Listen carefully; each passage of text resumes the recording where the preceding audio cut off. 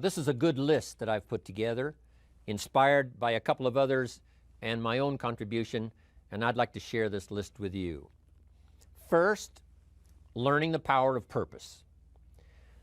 A person who has purpose in their life, they have something to go for, some meaning. One writer described it, for some people it becomes a magnificent obsession. And for you and I, maybe it doesn't need to be that dramatic as a magnificent obsession.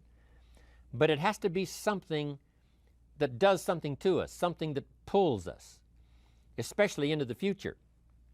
You know, there are many influences on us. One is the influence of the past. Some people are always pulled back by the past. Some people are always pulled aside by the distractions. But here's what's powerful. If you have a list of high purpose in your life, it pulls you toward the future. And the more powerful the purpose is, the stronger it pulls.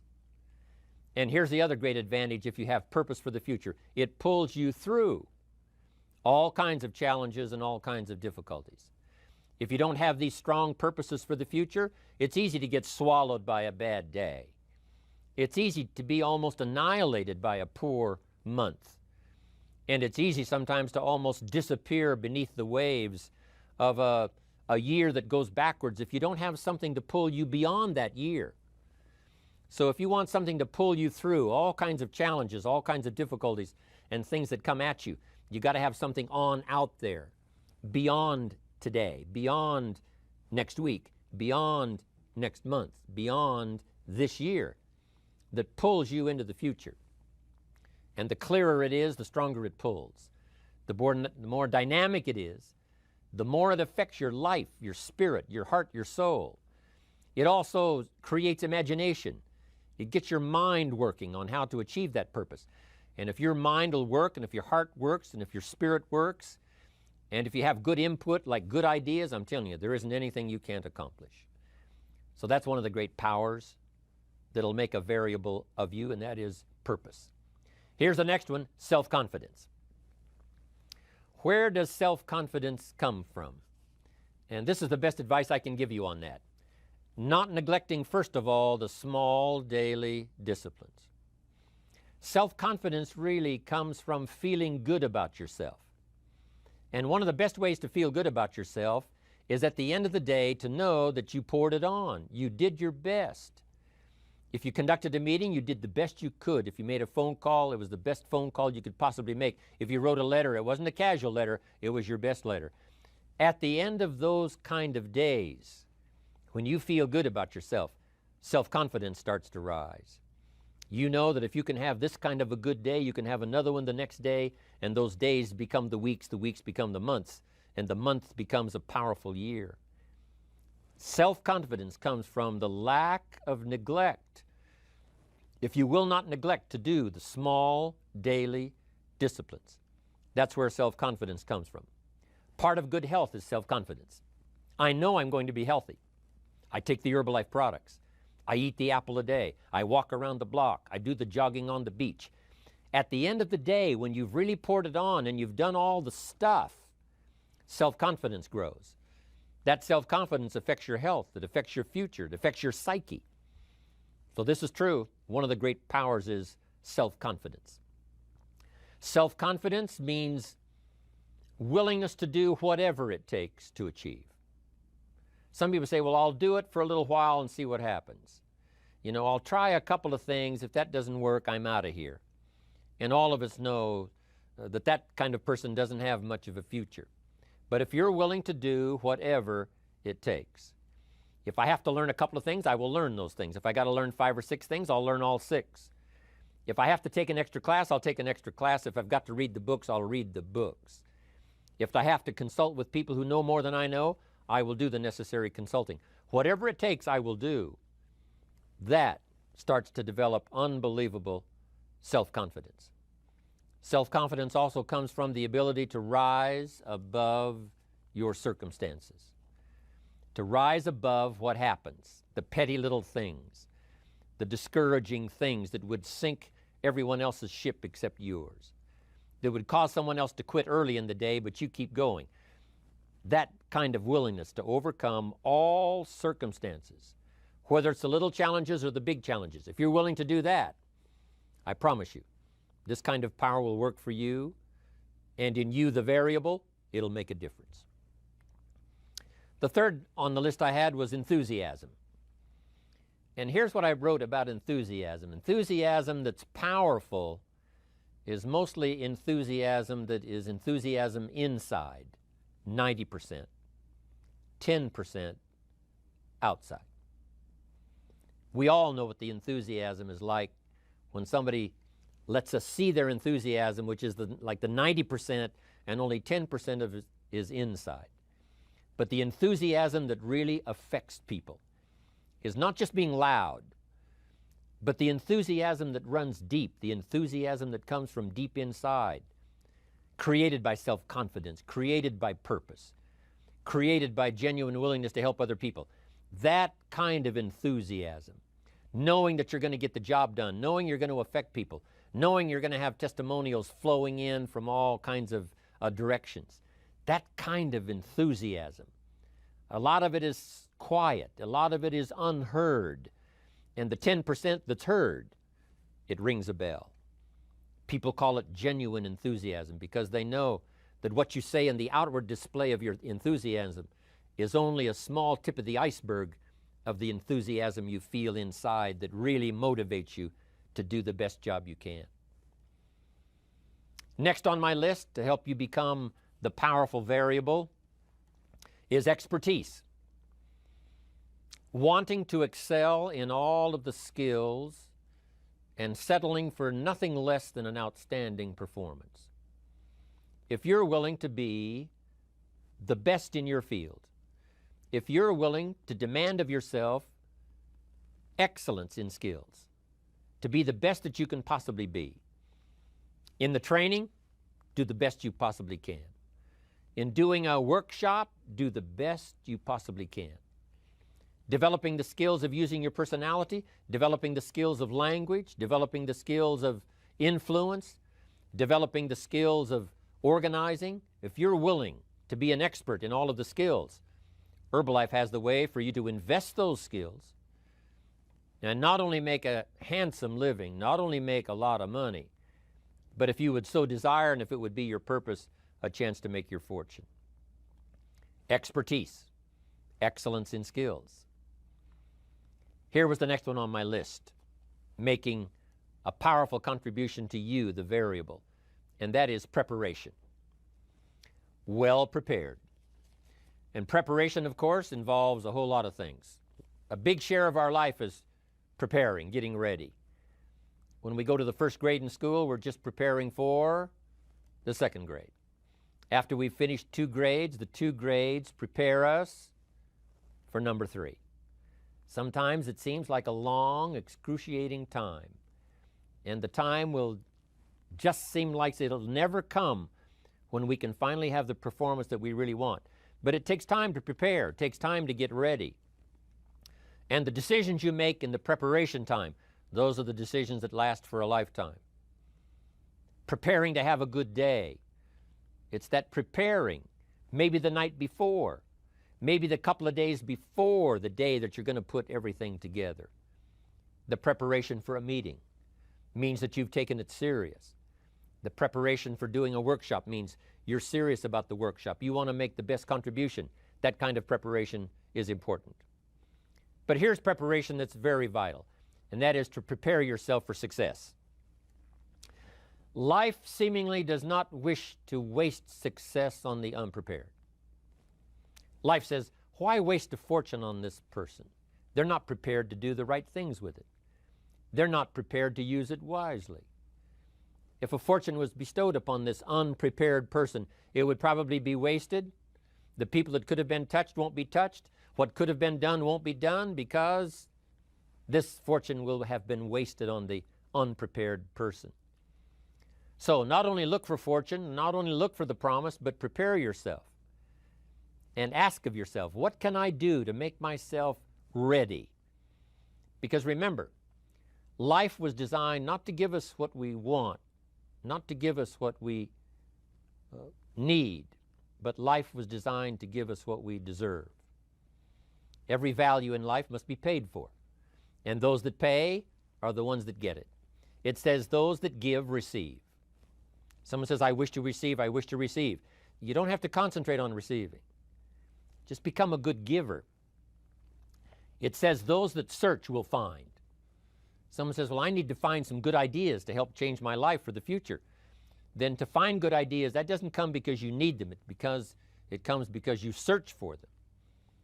If you want good ideas, you got to go after them. You got to go to the class, you got to go to the workshop, you got to go to the training, go to the book, right? You got to go to the journal, right? Go where good ideas are being taught, go searching, go looking, because good ideas are not going to be wasted on those that are not seeking, searching, well prepared. So, prepare yourself to be ready for fortune when it comes, to be ready for challenge when it comes, to be ready for opportunity when it comes.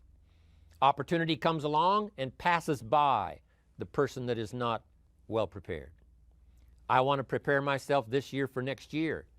Yes, I wish to be effective this year, but I'm also thinking of ways, how could I be better? How could my ideas be more powerful? How could they be sharper, more clear? How could I reach some people next year that I perhaps can't reach this year? I haven't reached deep enough into my own soul to affect some people. Some people just pass by and say, hey, what a good speech. But how could I make it stronger than that, deeper than that, more powerful than that?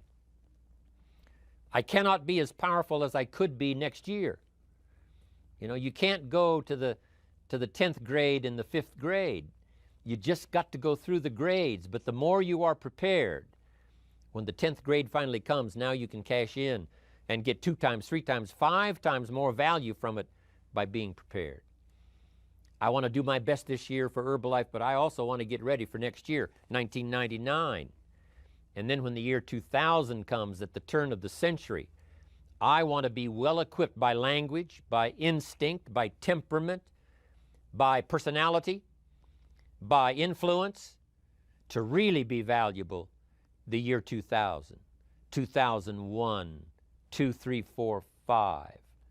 That's my goal. I'm sure it's your goal. Now here's the next one. There's great power in self-reliance.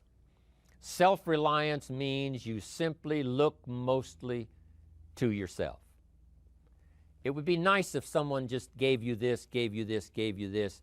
It would be nice if everyone did their job exactly as they're supposed to do it. But here's what you've got to do. Primarily rely on yourself. Primarily say, I'm the person responsible. And I will learn the necessary skills so that I can help people learn their skills. If I need lots of people to do certain things to build my organization, that is what I must have. But I've got to be the final backstop. I've got to be the final one that people can rely on, so that if this is missed and this is missed, I can catch up, I can fill the gap, I can do the job. We have to do it when we conduct meetings. We have to do it when we conduct training. We have to do it when we're in a class of just a few. What someone might have missed, we're there to fill in. Self-reliance. Primarily, we're learning to count on yourself. So that you can do this, never complain and never explain. Here's the next key power, and that's image. There's many parts to image. The image that others see you as, the image you have with other people. And it's very important how other people see you. If they don't see you as a leader, chances are they won't pay attention. If they don't see you as being in control, chances are they won't have the trust. If they don't see you as knowing where you're going, what you want to accomplish, they probably won't follow. But if people can see you, if you have the image of someone that's in charge, in control of your life, your future, your destiny, in control of the situation, if they see that, that kind of image is powerful. It helps to win the day. It attracts other people. People want to be around people that are in control, that are powerful, but they know how to use their power, influential, but they know how to use their influence. That kind of image is important. But here's a very important image, and that is your image of yourself. self. The way you dress, the way you talk, the way you think, your capacity for learning, all of that is an important image that you have of yourself. The image that you have that if it needs to be learned, you could learn it. If there's a book that needs to be mastered, you could master it. If there's a skill that needs to be learned, why couldn't you get busy now and learn that skill? That kind of self-image, that I am continually trying my best to be the best I can. Because one of the most important places you have to look is into the future, yes. You've got to look into the past, yes. You've got to look around, yes. But one of the most important places you have to look is in the mirror. You know, how I appear to other people, that's important. But how I appear to myself is the ultimate importance. That kind of image, to where you'll develop the self-confidence, you'll develop the self-reliance. Now here's another one in my rather short list. The next word is character. Becoming a person of high values, a person of principles, a person of honesty, a person that earns respect. That kind of character. It took character when Mark started to put the marketing system together. How can we have a system that will build in the integrity, that people will know that if this happens, then this will happen. And if this goes wrong, here's the way to fix it. Unless you have the principles and the character and the integrity to put together a viable plan for a wide variety of people, then the system is not going to last very long. And I've been around long enough, and I'm sure you have been around long enough to see a lot of systems that got started, but they failed. And the reason is because they were not constructed with integrity. They were not constructed with character. They were not constructed with doing the right thing. They might have been constructed to take advantage. You know, cash it out as quickly as possible and leave. Mark was involved when others took advantage of him all those years ago before Herbalife. When someone took advantage and didn't have the character, didn't have the principles, and didn't have the character to stay, the character to see it through, the character to do the right thing. So this is important, to develop the character within yourself, that people see you as honest, as fair, willing to do the right thing, willing to be helpful, but always willing to walk the center line, not to pass the line. When we come to an opportunity like Herbalife, especially multi-level network marketing, it is so dynamic, it is so powerful, and it is so possible in fortune making that sometimes people want to speed up the process by cutting the corners, by neglecting to do the right things, you know, to cheat a little here, you know, cross the line just a little bit, because then, you know, it'll grow faster and you can cash in quicker. Not necessary here. Doing Herbalife right will build your fortune longer and stronger than trying to cut the corners and not doing it right. If we'll have the integrity that Mark had when he started it, and keep perpetuating that we will do the right thing by the marketing system, the right thing by a distributor who has a customer and they take care of that customer belongs to that distributor. That kind of integrity in the marketing system, the kind of integrity we have among each other, the kind of character we have to rely on each other, because here's what we cannot do. We cannot do this by ourselves. Mark's got to count on me. I've got to count on Mark. We've got to count on the president's team. The president's team has to count on the chairman's club for advice and counsel. We have to count on the millionaire team, the tabulator team, the world team.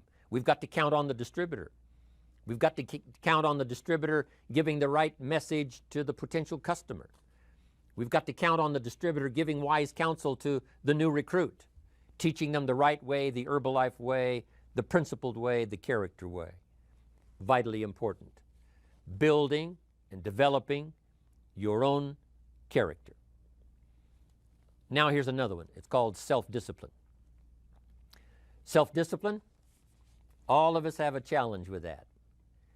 Because sometimes it's easy, and especially if you're working hard, doing the best you can, it's easy sometimes to let up and let it go. But remember, So many people, especially now that we're as big as we are around the world, are counting on what we do. At home office, they have to be careful. They have to be disciplined.